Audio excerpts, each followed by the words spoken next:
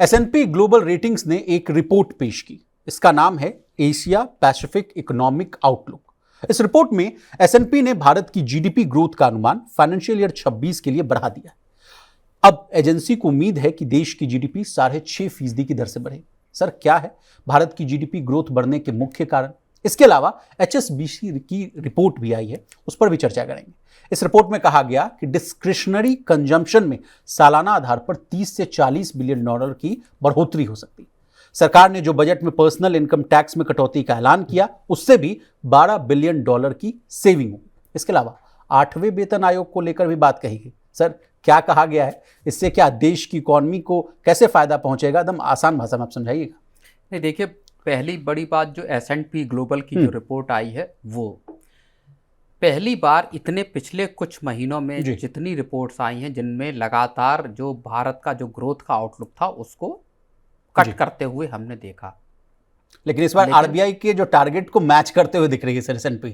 बिल्कुल। और उसके पहले जब हमारी चौथी तिमाही की ग्रोथ के आंकड़े आए थे और सालाना ग्रोथ के जब आंकड़े आए थे 6.5% ग्रोथ के और 7.2% की जो ग्रोथ के नंबर आए, उसके बाद से फिर एक बार ये दिखाई दे रहा है कि क्या भारत की इकॉनमी अब फिर से रिवाइवल के मोड में है, क्या कंजम्पशन फिर से उसमें तेज़ी आती हुई दिखाई दे रही है।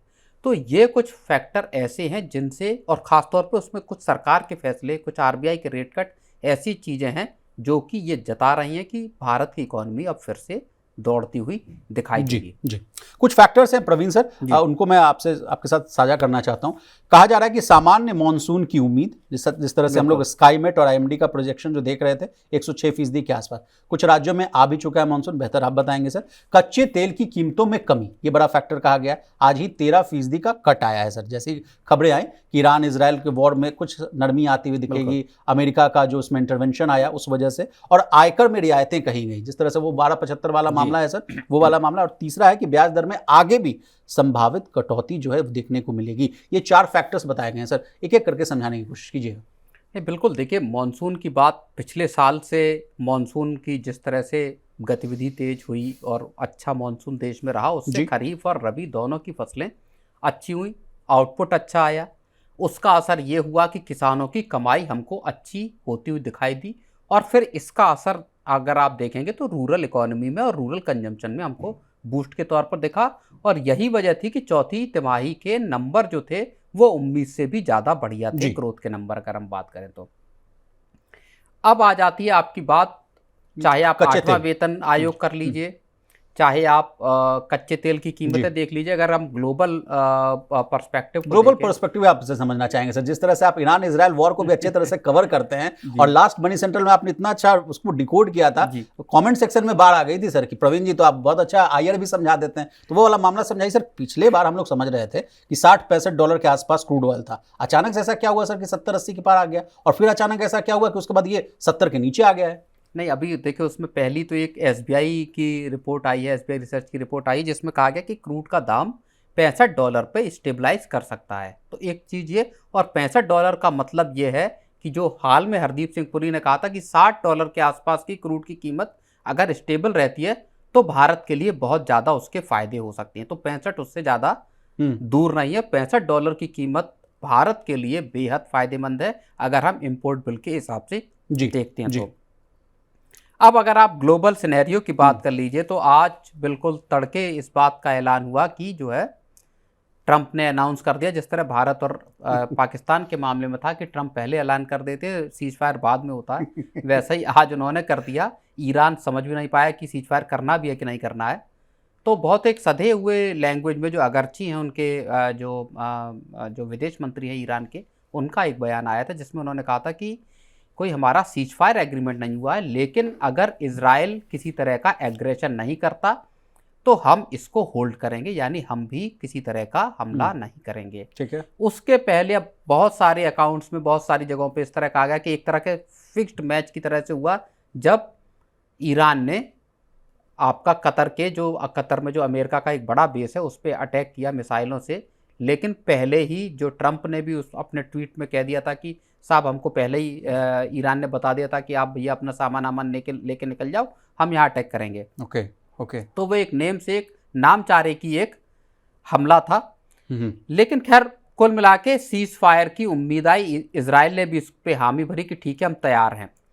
लेकिन आज दोपहर होते होते एक बार फिर से इजराइल पर ईरान के मिसाइल ने दागे जाने की खबरें सामने आई। इजराइल ने कहा कि ईरान ने सीज फायर का वायलेशन किया है, उसको तोड़ा है और हमारे ऊपर मिसाइलें दागे। फिर इजराइल के रक्षा मंत्री ने कहा कि अब हम इस पर ईरान पे अटैक करेंगे। उसके बाद से हमने देखा कि मार्केट में भी एकदम शार्प जो है 1000 पॉइंट से मार्केट गिरता हुआ चला आया और सेंसेक्स 200-250 अंक के आसपास आ गया। तो मिडिल ईस्ट की सिचुएशन जो है वो दरअसल बड़ी इवॉल्विंग है और हर 1-2 घंटे पे कई तरह के घटनाक्रम हमको होते हुए दिखाई दे रहे हैं जी। अब अगले 24 घंटे में क्या होता है ये बेहद महत्वपूर्ण होगा। क्या ईरान और इजराइल अपनी तरफ से दोनों लोग जंग रोकने की कोशिश करेंगे? क्या डी एस्केलेशन का रास्ता कोई बनेगा? क्या ट्रंप फिर से दखल देंगे? ट्रंप कह रहे हैं कि कोई सारे लोग अपने अपने फायर होल्ड करें, ना करें फायर जी। तो क्या दोनों जो देश हैं वो इसके लिए तैयार होंगे? ये तमाम चीज़ें ऐसी हैं जिन पर नज़र रहेगी और इसी पर टिका होगा क्रूड का दाम। क्रूड अगर देखिए जंग रुकती है तो क्रूड की, चूंकि स्ट्रेट ऑफ हॉर्मुज का जो मामला है जहाँ पे कि 1/5 का पूरा जो ग्लोबल सप्लाई का जो चेन है सर, उसका 20% एग्जैक्टली वहाँ से जाता है, तो वो उसके इंटरप्शन को लेके एक बड़ा खतरा था जिसकी वजह से क्रूड में एक शार्प तेजी दिखाई दी। लेकिन भारत के लिए सर उसमें ज़्यादा चिंता की वाली बात इसलिए भी नहीं है क्योंकि हम लोग अधिकतर तेल जो है कहा जा रहा है कि रशिया से मंगाते हैं, उसके बाद ही नंबर आता है, तो वो वाला मामला हमें ज़्यादा इफेक्ट नहीं पड़ेगा। हालांकि हम लोग 85 से 90% जो अपना तेल का रिक्वायरमेंट है। नहीं, लेकिन देखिए अगर ग्लोबल लेवल पे सप्लाई डिस्टर्ब होती है तो उसका प्राइसेस पे इम्पैक्ट पड़ेगा और प्राइसेस अगर शूट अप करते हैं तो भारत का इंपोर्ट बिल खराब होगा और वो एक बड़ा मसला है जो कि परेशानी पैदा करने वाला है। जी जी जी। अब सर आपका रुख करेंगे HSBC की जो सर्वे कहिए या रिपोर्ट कहिए,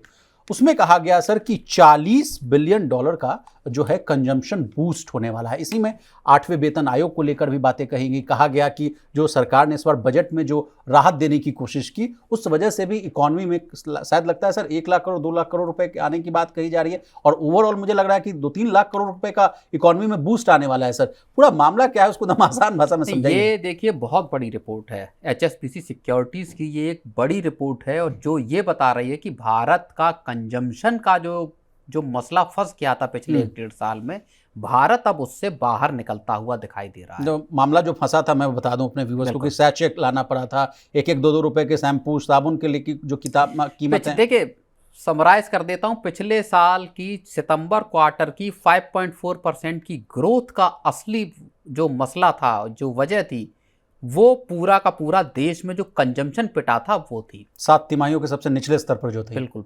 5.5% की उसी ग्रोथ ने पूरे देश की ग्रोथ को 6.5% पर तब लाकर खड़ा कर दिया जबकि लास्ट क्वार्टर में सबसे अच्छी ग्रोथ दिखाई दी जी। तो कंजम्पशन का मसला देखिए पिछले 1-1.5 साल से फंसा हुआ है और जो रिपोर्ट HSBC की आई है वो ये बताती है कि $250 बिलियन की सालाना की भारत की एक कंजम्पशन का पैटर्न है, उसमें 15% का इजाफा हो सकता है जिस तरह के पिछले कुछ वक्त में जो स्टेप सरकार ने उठाए हैं। जी। इसके अलावा ये भी कहा जा रहा है कि 8वें वेतन आयोग के आने से जो सैलरी में इजाफा होगा वो सरकार के स्टेप्स में शामिल है, जैसे कि एक लाख करोड़ रुपए का फायदा पूरा का पूरा जो कंजम्पशन बूस्ट है 1 लाख करोड़ रुपए का वो सीधा मिलने वाला है आपको इनकम टैक्स की छूट के जरिए। जी। वो सर 1275 तक वाला जो मामला है ना, बिल्कुल टैक्स जीरो। उसके अलावा इससे ठीक डबल यानी 2-2.25 लाख करोड़ रुपए का जो बूस्ट है वो मिलने वाला है सरकारी कर्मचारियों के एंड पे, जो कि 8वें वेतन आयोग के जरिए आ रहा है। इसके बाद करीबन $4 बिलियन यानी उसको अगर हम ट्रांसलेट करें तो तकरीबन 30-40 हजार करोड़ का बूस्ट कहां से मिलने वाला है? वो मिलने वाला है RBI की तरफ से। तो 3 बड़े कदम ऐसे हैं जो कि देश की कंजम्पशन को एक बड़ा थ्रस्ट देने वाले साबित हो सकते हैं, जो HSBC की रिपोर्ट में भी कहा गया है और इसका जिक्र बोफा ने भी किया, बैंक ऑफ अमेरिका की रिपोर्ट में भी किया गया है। प्रवीण सर, इसी के साथ मेरे 2 सवाल हैं। एक जो सवाल है कि जिस लिक्विडिटी के इशू को लेकर RBI के मॉनेटरी पॉलिसी की बैठक में हम लोग तमाम इस मुद्दे को एड्रेस करते हुए नजर आ रहे थे कि लिक्विडिटी बढ़ाने के लिए हम लोग देखिए आरबीआई से भी डिविडेंड मिला था, अच्छा खासा डिविडेंड मिला था। मॉनेटरी पॉलिसी की बैठक में भी ये बात कही गई कि लिक्विडिटी बढ़ाने के लिए हम लोगों ने ये कदम उठाया है। इस अगर पूरे कैलेंडर ईयर को देखें तो 100 बीपीएस की जो रेट कट करना हो या सीआरआर में सीधे अचानक से एकदम 100 बीपीएस की कटौती करनी हो, तो ये सब लिक्विडिटी बढ़ाने के लिए। लेकिन अब सर जो चूंकि ये रिपोर्ट आ रही है, आप बहुत गहन चिंतन करते हैं, आपसे हम समझना चाहेंगे तो सर फिर लिक्विडिटी की तो बाढ़ आ जाएगी भाई। वो पैसा आएगा डिविडेंड वाला प्लस ये 2-3 लाख करोड़ ये आ जाएगा। नहीं देखिए, 12 लाख करोड़ रुपए आरबीआई डायरेक्ट जो है बैंकिंग सिस्टम में इंजेक्ट कर चुका है पिछले कुछ महीनों में। तो 12 लाख करोड़ रुपए की लिक्विडिटी बैंकों के पास है। बैंकों को क्या फायदा होगा? बैंकों की जो क्रेडिट ग्रोथ अटक गई थी, रुक गई थी, वहां पे वो उसको उछाल मिलेगा। लेकिन बैंक सीधे कर्ज बांट दें भाई, वो आसान नहीं है। कर्ज के क्रेडिट ग्रोथ के अटकने के पीछे एक बड़ी वजह थी ऊंची ब्याज दरें। तो आरबीआई ने अपने एंड पर जो 100 बीपीएस की एक कटौती की है, अब 5.5% पे आ गया है रेपो रेट। वहां से सस्ता कर्ज जब आएगा तो सस्ता कर्ज फिर आपका चाहे ऑटो सेक्टर हो, कारों की सेल्स जो रुकी पड़ी थी, थम गई थी, लगातार कंपनियां परेशान है कि किस तरह से गाड़ियां बिकेंगी। रियल्टी जो रियल एस्टेट सेक्टर की जो ग्रोथ है, जब वहाँ पे यूनिट्स की बिक्री है वो, और फिर आपका जो बाकी के कंज्यूमर गुड्स जो हैं, चाहे वाइट गुड्स हैं, इनकी बिक्री है, TV, AC, fridge, white goods हैं, इनकी बिक्री भी जो आप कहें कि उसको भी एक बड़ा जोर मिलेगा। तो आरबीआई का कदम, उसने सस्ता ब्याज दे दिया, सरकार ने आपकी जेब में पैसे दे दिए। और तीसरी बड़ी चीज ये है कि महंगाई में बड़ी कमी आई है। रिटेल इन्फ्लेशन अगर आप 3% से नीचे है सर। मई का अगर आंकड़ा देखेंगे तो वो 2.86, और उसमें भी ये है कि आने वाले जो क्वार्टर्स हैं उसमें भी जो इन्फ्लेशन है उसको लेके किसी तरह की चिंता की बात नजर नहीं आ रही। इन्फ्लेशन का एक बड़ा फैक्टर साबित हो सकता है सरकार के लिए, कम से कम अगर हम कहें कि तेल की महंगाई, सरकार को वहां पे बड़ी राहत है अगर 60, 65 या $70 तक भी अगर तेल रहता है। तो इसीलिए भारत के हित में बहुत बड़े तौर पर यह बात थी कि किसी भी तरह से ईरान इजराइल की वॉर डीएस्केलेट हो, बंद हो वॉर। अब इस पूरे बिगर पिक्चर की बात कर लेते हैं सर। आप कह रहे हैं कि जो भारत में महंगाई है वो 3% से नीचे है। अमेरिका और चाइना को भी इस पिक्चर में लाते हैं। अमेरिका में कहा जा रहा है हाइपर इन्फ्लेशन, चाइना की बात की जा रही है डीफ्लेशन, और तमाम तरह के जो इमर्जिंग इकोनॉमीज को लेकर मार्क मोबियस की रिपोर्ट हो, तमाम तरह के जो जितने भी ग्लोबल इन्वेस्टर्स हो, ग्लोबल ब्रोकरेज हाउस की रिपोर्ट हो, वो कह रहे हैं कि जो पिक्चर है इमर्जिंग इकोनॉमीज की वो बहुत बेहतर रह सकती है। तो इस मामले में जितनी जो रिपोर्ट्स हम लोग देख रहे हैं सर, ये तो भारत के लिए बहुत फायदेमंद साबित हो सकती है। बिल्कुल भारत के लिए फायदेमंद है। और कल ही हम लोग डिस्कस कर रहे थे, मार्क मोबियस ने जो कहा है, उन्होंने कहा कि भारत का मार्केट इस वक्त सबसे अट्रैक्टिव दिखाई दे रहा है, बड़ी अपॉर्चुनिटीज भारत में मौजूद है। तो एक स्पेशल फंड की बात कर रहे हैं। बिल्कुल, स्पेशल फंड भी वो लॉन्च कर रहे हैं जो 30-40% जो इंडिया फोकस्ड होगा। और जिस तरह का ग्लोबल सिनेरियो है उसमें भारत एक बड़ी फायदेमंद पोजीशन में है, चाहे इन्फ्लेशन को ले लीजिए, चाहे इंटरेस्ट रेट को ले लीजिए, चाहे जो टैरिफ से भी जो अपॉर्चुनिटीज पैदा हो रही हैं वो भारत के पक्ष में पैदा हो रही हैं। तो इंडिया ओवरऑल अगर आप देखें, और इसी वजह को अब अगर हम बिल्कुल शुरुआती बात के साथ जो आपने कही उसके साथ अगर मैं जोड़ दूं कि S&P ने 6.5% का अनुमान कर दिया है, तो अगर हालात ठीक हुए तो हो सकता है हम 7% की ग्रोथ को भी एक बार फिर से टच करें। एक अंतिम सवाल सर, फिर शो को वाइंड अप कर देंगे। टैरिफ की बात आपने छेड़ दी, तो जिस तरह से जो अमेरिका और यूएस के बीच में जो रस्साकसी है वो कहाँ तक जाता हुआ दिख रहा है सर? 9 जुलाई वाला डेट भी पास आ चुका है, कहा जा रहा है कि फर्स्ट लेवल की जो वार्ता है वो फाइनल हो सकती है। तो क्या ये वाली भी गाड़ी फंसी रहेगी क्या? अनसर्टेनिटीज को मैं कम करते हुए देखना चाह रहा हूँ। नहीं, अमेरिका और चीन भी देखिए कोशिश कर रहे हैं अपने एंड पे, चाहे रेयर अर्थ मैग्नेट और मेटल्स हों उनको लेके या बाकी दूसरी चीज़ों को लेके। जिस तरह का दुनिया में बवाल मचा हुआ उसके बाद तो ये इस बात की जो ज़रूरत है वो और बढ़ जाती है कि जल्द से जल्द ये डील हो, भारत की भी अमेरिका के साथ ट्रेड को लेकर डील हो, तो पूरी दुनिया के लिए एक अनसर्टेनिटी खत्म होती हुई दिखाई।